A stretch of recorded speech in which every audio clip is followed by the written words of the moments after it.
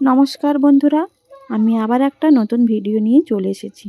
আজকে আমি যাচ্ছি, একটা পার্সেল আসবে। তো আমি একটা বই ব্যাগ অর্ডার করেছিলাম। আমার ছেলের স্কুল খুলে যাবে দুদিন পরে, তার জন্য আমি একটা বই ব্যাগ অর্ডার করেছিলাম। তো চলুন দেখা যাক কীরকম আসে বই ব্যাগটা। আমি তো টেনশানে আছি ব্যাগটা কেমন হবে কি। তো তার জন্য এখানে তার বাবা অলরেডি পেমেন্ট করে দিয়েছে।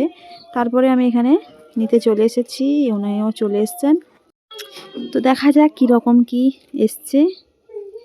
তো দেখে তো মনে হচ্ছে কেমন কী, খুবই টেনশানে আছি, নাহলে আবার রিটার্ন দিতে হবে, এই সব ঝামেলা খুবই।